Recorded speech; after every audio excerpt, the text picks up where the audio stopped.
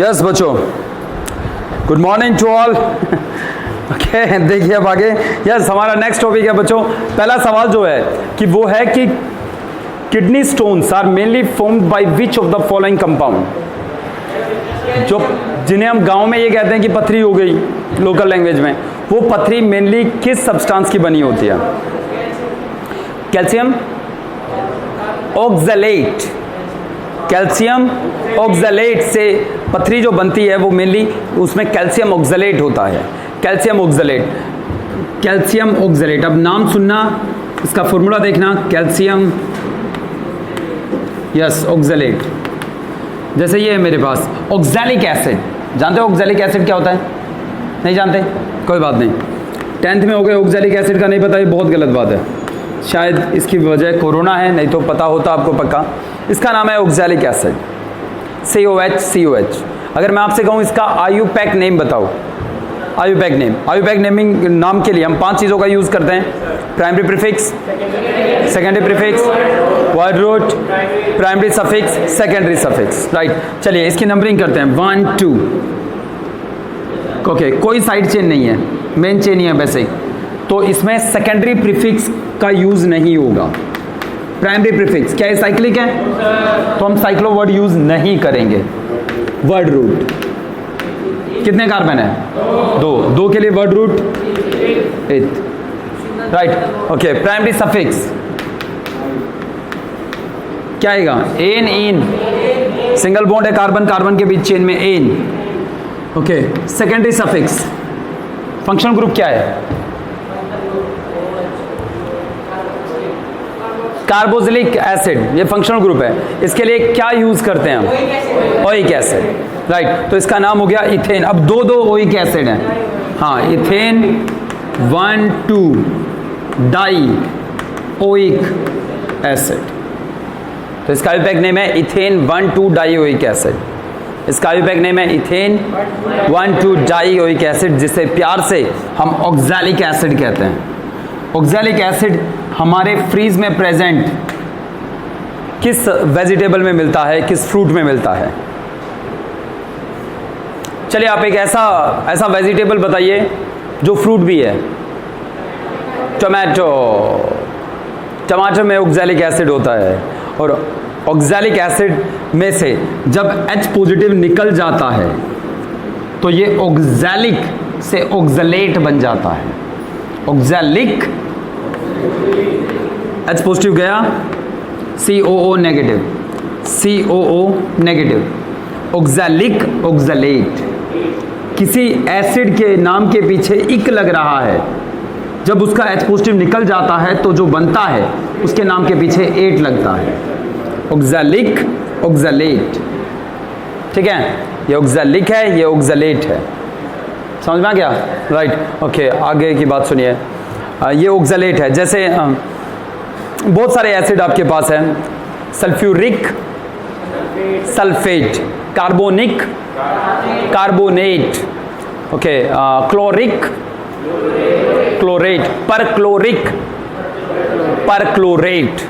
Right, तो ये तो पानी में घुलने के बाद ऑक्सैलिक एसिड ऑक्सलेट बनाता है, ऑक्सलेट। ओके, ऑक्सैलिक एसिड इसका है। अगर हम इसको कैल्शियम के साथ रिएक्ट कराएं या कैल्शियम से जाकर जब ये मिलेगा तो कैल्शियम 2 पॉजिटिव की फॉर्म में एग्जिस्ट करता है।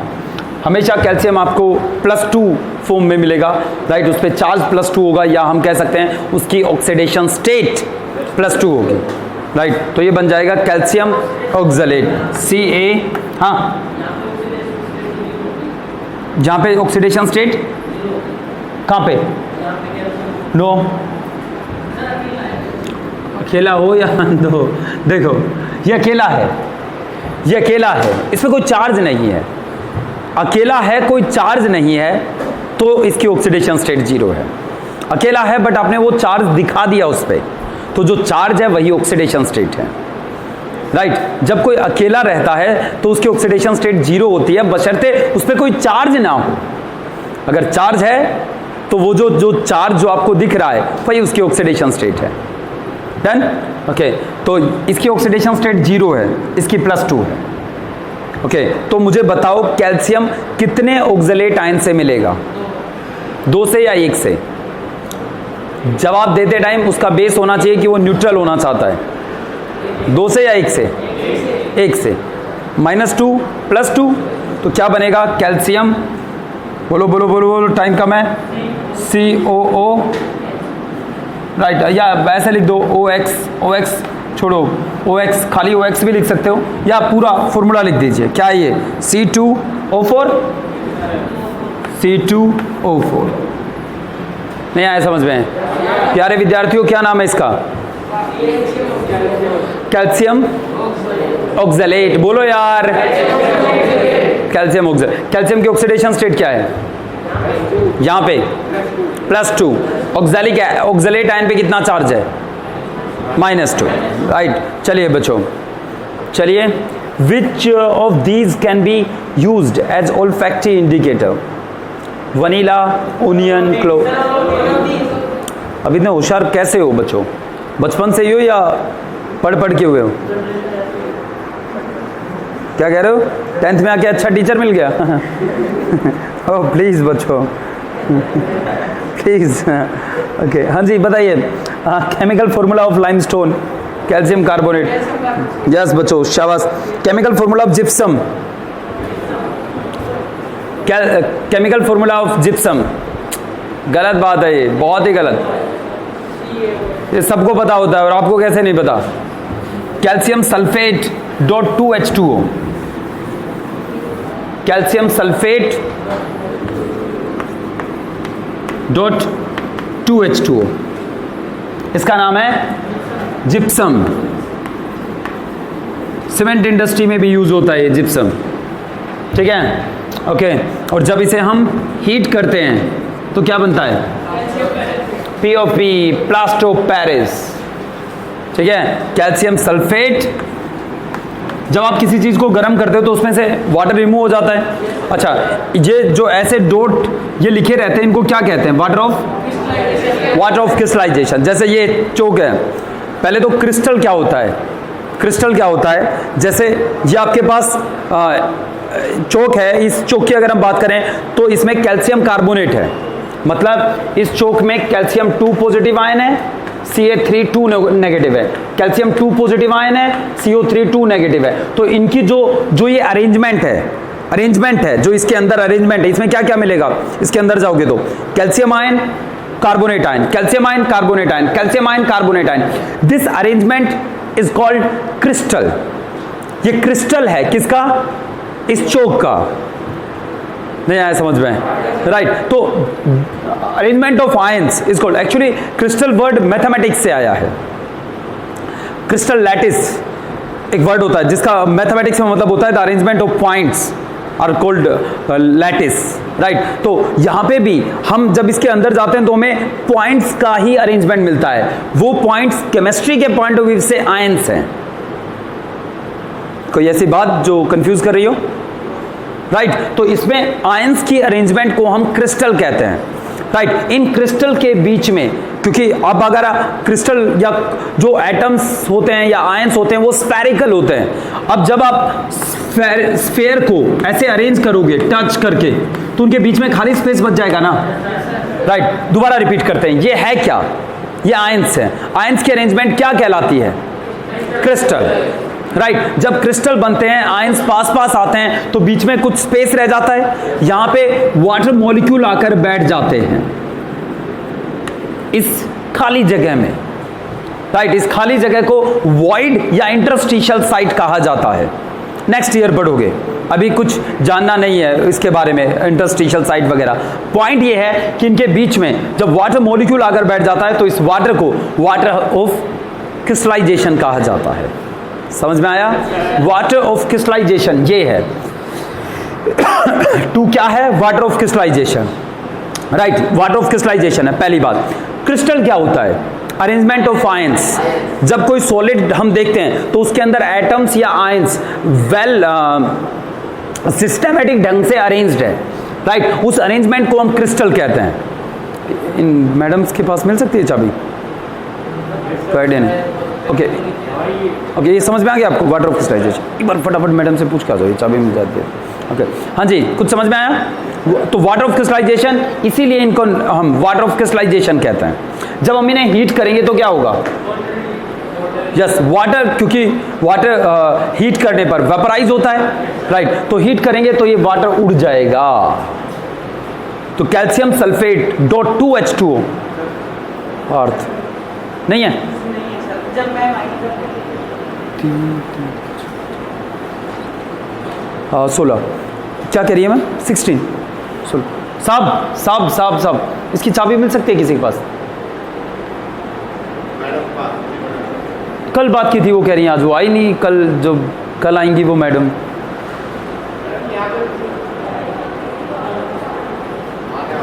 आने वाली, ओके अच्छा ठीक है। कैल्शियम सल्फेट, तो हाँ जी भाई साहब, हमने कहा अब एक बात बताओ, इसे क्या कहते हैं? अगर वाटर मॉलिक्यूल यहाँ कर बैठ गए तो वाटर ऑफ क्रिस्टलाइजेशन। सबसे पहले क्रिस्टल पता लगा मेरे प्यारे विद्यार्थियों को।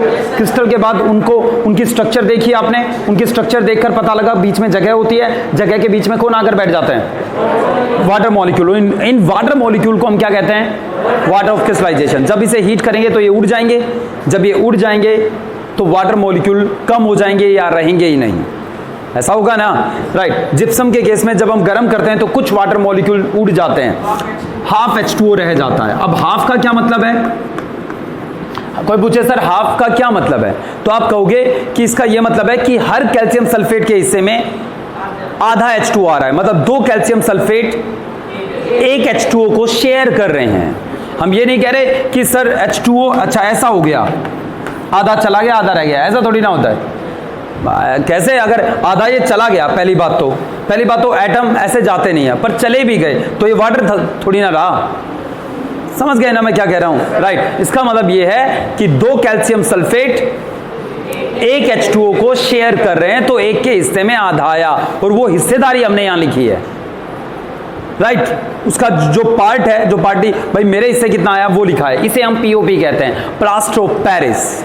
मे बी इसकी हिस्ट्री आप पढ़ोगे, मे बी नहीं, आई एम श्योर ये कुछ पेरिस से रिलेटेड है। सबसे पहले वहां बना था या पता नहीं, वहां फेमस हुआ था ये प्लास्टर ऑफ पेरिस। जो आधुनिक, जो आज का भारत है, राइट, उसमें मिडिल क्लास के पास भी पैसा आ चुका है, तो आज हम अपने नॉर्मल घरों में भी POP देखते हैं, राइट? तो POP प्लास्टर ऑफ पेरिस है ये, इसे प्लास्टर ऑफ पेरिस कहते हैं। तो जिप्सम को जब हम हीट करते हैं तब हमें प्लास्टर ऑफ पेरिस मिलता है। प्लास्टर ऑफ पेरिस का फॉर्मूला होता है calcium sulphate dot half H2O, या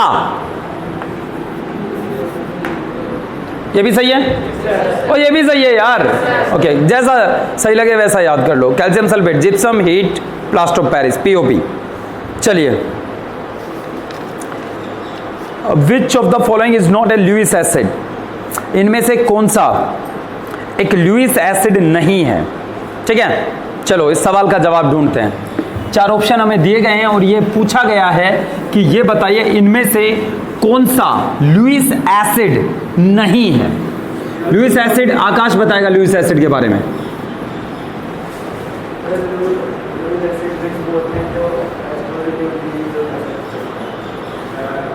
डंडा है यहाँ? क्या आकाश पढ़ते नहीं हो आप? हाँ हाँ जी, हाँ जी, अब बताइए, बताओ, आप बताओ, चलो। हाँ, एक्सेप्ट करते हैं, राइट। जो H पॉजिटिव वो H नेगेटिव का जिक्र ही नहीं किया लुईस ने, वो नहीं किया लुईस ने। बैठिए, हाँ, अरेनियस ने कहा था, लॉरी ब्रोंस्टेड ने कहा था H पॉजिटिव के बारे में, बट लुईस ने कभी ये नहीं कहा कि H पॉजिटिव, नो। उसने कहा जो लोन पेयर देते हैं वो बेस होते हैं, जो लोन पेयर एक्सेप्ट करते हैं एसिड होते हैं। कौन लोन पेयर एक्सेप्ट करता है? ओके, लोन पेयर जो एक्सेप्ट करते हैं, मतलब आपके अकॉर्डिंग एसिड, तो एसिड के पास ऐसा क्या होता है जिसकी वजह से वो लोन पेयर एक्सेप्ट करते हैं? खाली ऑर्बिटल, राइट, खाली ऑर्बिटल। तो मैं आपके सामने कुछ ऑप्शन लिख रहा हूं। SnCl4,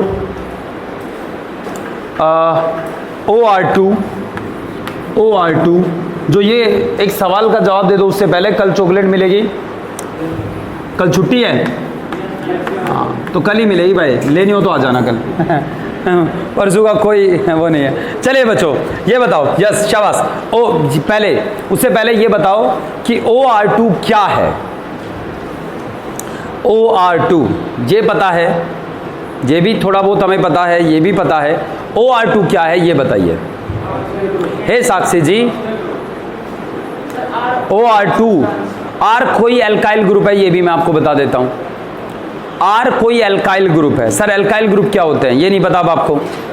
मिथाइल, इथाइल, प्रोपाइल, जैसे इसको मैं क्या कह सकता हूं, R को CH3, तो OCH3 ट्वाइस मिथाइल है, इसका मतलब R का मतलब। इथाइल CH2 CH3 ट्वाइस, ये इथाइल है, राइट। तो R का मतलब कोई भी एल्काइल ग्रुप हो सकता है, methyl, ethyl, propyl, butyl, pentyl, hexyl, heptyl, कोई भी एल्काइल ग्रुप। एल्काइल का क्या मतलब होता है? Methyl, ethyl, propyl. ये मिथाइल, इथाइल क्या होते हैं? जब हम किसी ऑर्गेनिक चेन को देखते हैं तो उसमें साइड चेन जो होती है, साइड चेन, जैसे ये पूरी चेन है और यहां लिखा है CH2 CH3, और मान लो ये 1 2 3 4 पे अटैच है, तो 4 पे क्या अटैच है? बोलो, इथाइल अटैच है। तो ये एक साइड चेन है, ये एक एल्काइल ग्रुप है, ठीक है, राइट। एल्काइल, एल्काइल ग्रुप है ये, एल्काइल।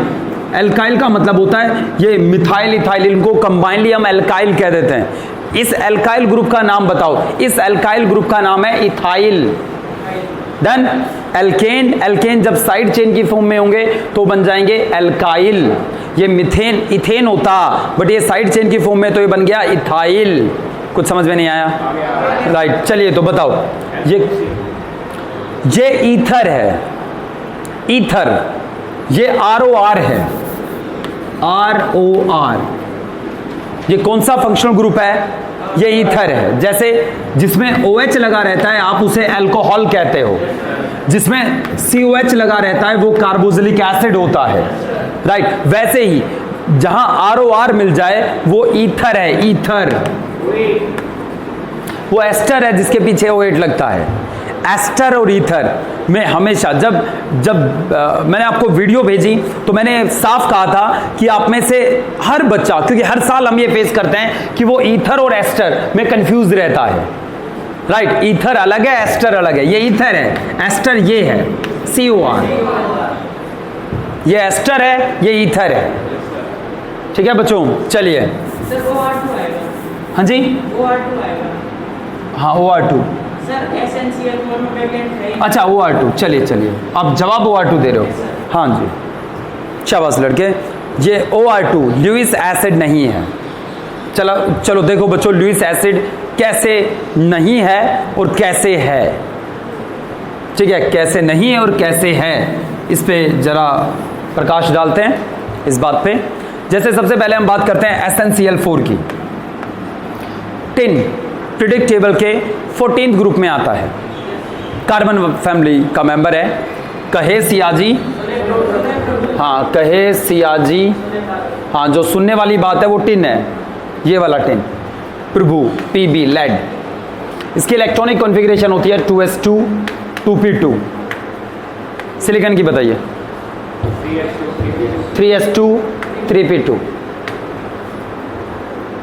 जर्मेनियम 4s2 4p2, हाँ जी 5s2 5p2। Lead 6s2 6p2। Done, okay. चलिए, क्या यहाँ 3D है? 3D है यहाँ? है, पर खाली है, हमने भरा नहीं क्योंकि वहां तक इलेक्ट्रॉन पहुंचे ही नहीं, पर 3D है यहाँ। ओके, क्या यहाँ 2D है? नहीं सर,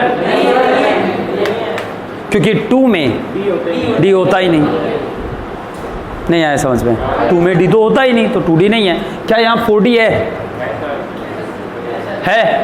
है या नहीं? 4D 4F है, पर खाली है। अगर किसी शेल तक पहुंच गए तो उसके सारे सब शेल तक पहुंच गए। अगर आप थर्ड शेल तक पहुंच गए तो आप थर्ड शेल के सारे सब शेल तक पहुंच चुके हो। ओके, चलिए 5D है, 5F 5G है, ठीक है। खैर मुद्दे पे आते हैं। ये टिन है, तो टिन में 5S, समझना बच्चों, 5S 5p2 5D खाली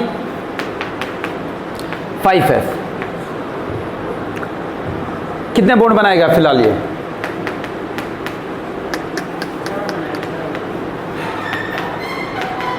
हाँ जी, कितने बॉन्ड बनाए गए? कितने बॉन्ड बनाएगा ये टिन? मैं यहाँ लिखता हूँ।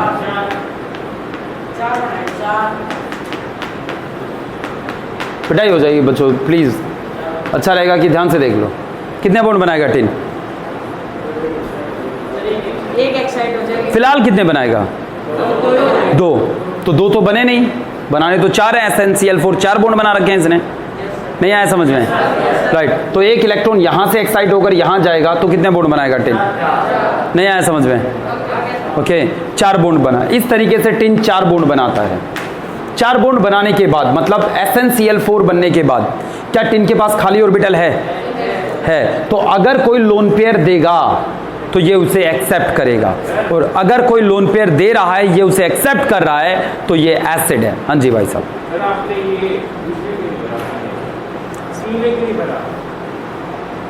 सॉरी, ये गलती हो गई भाई। कोई भी एटम हाँ जी, कितने भी बना सकता है।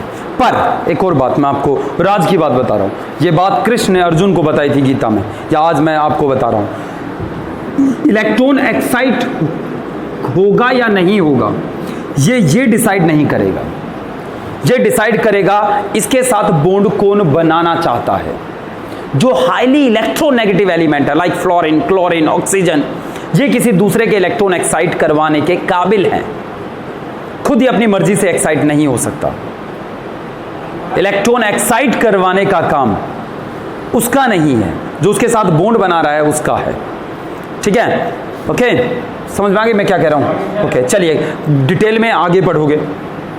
राइट, फिर दोबारा से कोई कृष्ण आएगा। ओके, हाँ जी। तो 4 बॉन्ड, खाली ऑर्बिटल है, खाली ऑर्बिटल है तो लोन पेयर एक्सेप्ट करेगा। कुछ समझ में नहीं आ रहा? लोन पेयर एक्सेप्ट करेगा तो एसिड, यानी ये एसिड है। राइट। सल्फर की इलेक्ट्रॉनिक कॉन्फ़िगरेशन ये रहती है 3s2 3p4। क्या 3d है? सल्फर की ये रहती है 3s2 3p4। 3d है? अगर 3d है और वो खाली है, एक्सेप्ट करेगा। बट ऑक्सीजन की बात करते हैं। देखो ऑक्सीजन को देखो, ऑक्सीजन ने कितने बॉन्ड बना रखे हैं यहां?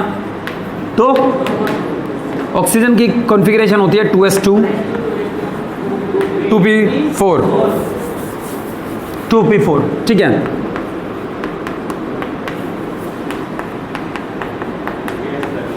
टूटी खाली है? क्या 2d खाली है? है ही नहीं। राइट। इसने 2 बॉन्ड बनाए। 2 बॉन्ड बनाने के बाद खाली ऑर्बिटल नहीं बचा। खाली ऑर्बिटल बचा ही नहीं। खाली ऑर्बिटल बचा नहीं तो ये लोन पेयर एक्सेप्ट नहीं करेगा। एक्सेप्ट नहीं करेगा तो ये एसिड नहीं है। एसिड नहीं है। हाँ, यस। अच्छा, अच्छी बात पूछी। But unfortunately in chemistry, in any chemical reaction, we don't have that much amount of energy.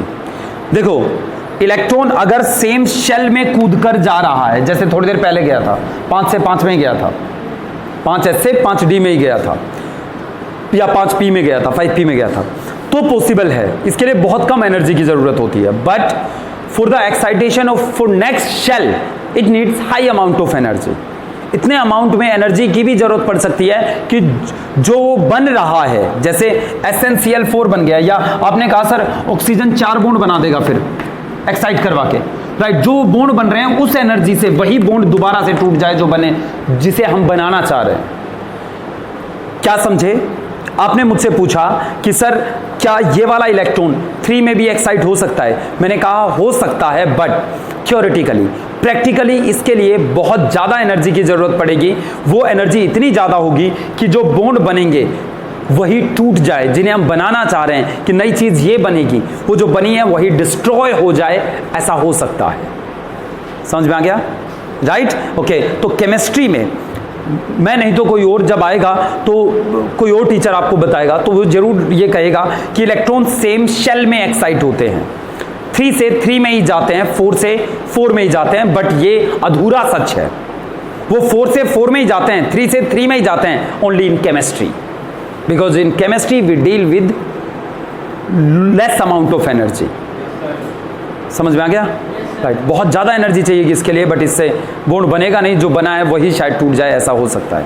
Right, तो अगर मैं केमिस्ट्री पढ़ा रहा हूँ तो मैं सिर्फ इतना ही कहूँगा, नहीं 3 में नहीं जा सकता, इलेक्ट्रॉन सेम शेल में ही एक्साइट होता है। नहीं, ये दो तो रहे ही नहीं ना, सिंगल सिंगल। क्यों? क्योंकि जब इसने बॉन्ड बनाया, आर आया, राइट, तो उसका इलेक्ट्रॉन भी तो आ गया, तो उसका इलेक्ट्रॉन प्लस इसका इलेक्ट्रॉन, अब इस ऑर्बिटल में 2 इलेक्ट्रॉन है। सर बॉन्ड बनाने से पहले जा सकता था? नहीं जा सकता था। खाली ऑर्बिटल। क्यों? उसकी वजह क्या है? कभी कभी चला भी जाता है, 1-2 केस में हम ऐसा देखते हैं कि अगर वो ऐसा कर देता तो वो एक भी बॉन्ड बनाने के काबिल नहीं रहता। हाँ, कोई लोन पेयर लेता, बस वही रहता। राइट, अच्छा, इससे उसकी एनर्जी बहुत ज़्यादा बढ़ जाती। जब कोई एटम बॉन्ड बनाता है तो वो स्टेबल हो जाता है, उसकी एनर्जी कम हो जाती है। राइट, तो वो ज़्यादा से ज़्यादा बॉन्ड बनाना चाहता है। अगर ऐसा होगा तो बॉन्ड कम बनेंगे, वो कम क्यों बनाना चाहेगा? समझ रहे हो मैं क्या कह रहा हूँ?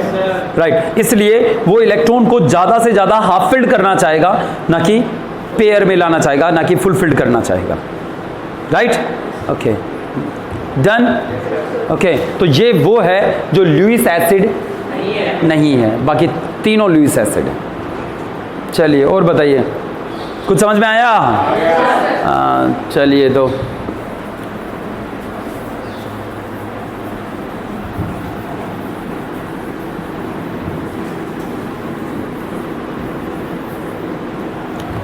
चलिए बच्चों, और कुछ? तो यही है मेनली, लुईस एसिड बेस आएगा कल, इसके लिए तैयार रहना। सोल्ट कितने तरह के होते हैं? स्ट्रॉन्ग एसिड, स्ट्रॉन्ग बेस का सोल्ट, ये बताइए।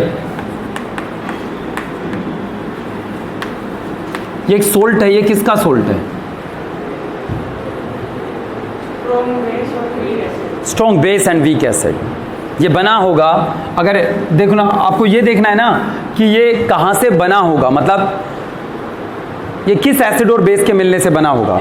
तो सोल्ट का हाइड्रोलिसिस कर दो, वाटर के साथ मिक्स कर दो। अब ये O नेगेटिव Na पॉजिटिव, तो O नेगेटिव किसके साथ जाकर मिलेगा? H पॉजिटिव, तो बनेगा CH3 COH प्लस। ठीक है, ये एक स्ट्रॉन्ग बेस है, ये एक वीक एसिड है, तो ये किसका सोल्ट है? स्ट्रॉन्ग बेस वीक एसिड का। राइट, और अगर ये स्ट्रॉन्ग बेस और वीक एसिड का सोल्ट है तो ये कैसे नेचर का होगा? बेसिक नेचर का होगा। नहीं आया समझ में? ओके, चलिए, तो अब मुझे ये बताओ, अमोनियम क्लोराइड, ये पहले तो ये बताओ, ये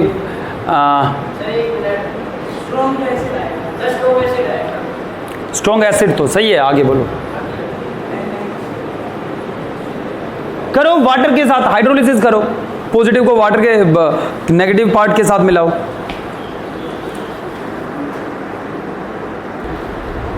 देखो बच्चों, मैंने आपसे पूछा इसका सोल्ट बताइए, तो सॉरी, इसका एसिड और बेस बताइए जिनसे मिलकर ये बना है। राइट, तो इसका हाइड्रोलिसिस कराओ। हाइड्रोलिसिस मतलब यस, वाटर के साथ रिएक्शन करवाइए। एक्चुअली हाइड्रोलिसिस होता है, हाइड्रोलिसिस की जो प्रॉपर डेफिनेशन है वो ये है, किसी सोल्ट को वाटर के साथ रिएक्ट करवा के उसे फिर दोबारा से उसी एसिड और बेस में बदल देना जहां जिनसे वो सॉल्ट बना है, उसे वापस एसिड और बेस में कन्वर्ट कर देना। तो अमोनियम, हाँ जी, NH4 OH नेगेटिव, नहीं आया समझ में? Right, OH negative plus. अच्छा चलो मैं आपको बता दूं, ये एक वीक बेस है, ये एक वीक बेस है। शायद आपको ये नहीं पता था ये वीक बेस है, या बना ही नहीं था ये वीक बेस है, ये स्ट्रॉन्ग एसिड है, तो ये सोल्ट हुआ एसिडिक। अच्छा, अब आप में से कोई बच्चा पूछे सर ये एसिडिक है क्यों? मैं कह दूं कि क्योंकि ये स्ट्रॉन्ग एसिड से मिलकर बना है। तो सर ठीक है, स्ट्रॉन्ग एसिड से मिलकर तो बना है, पर स्ट्रॉन्ग एसिड ने ऐसा क्या कर दिया जिसकी वजह से ये सॉल्ट एसिडिक हो गया? एग्जैक्टली देखो, जब हम इसे पानी में घोलेंगे तो ये दो चीज बनेगी। अब ये जब आगे टूटेगा तो ये ऐसे टूटेगा, H पॉजिटिव Cl नेगेटिव, कहानी सुनो, वाटर के साथ मिलकर ये वापस एसिड बेस में बदल गए। जो एसिड बना वो फर्दर H पॉजिटिव रिलीज कर रहा है, और जो बेस बना वो OH नेगेटिव आयन रिलीज कर रहा है, पर कम कर रहा है।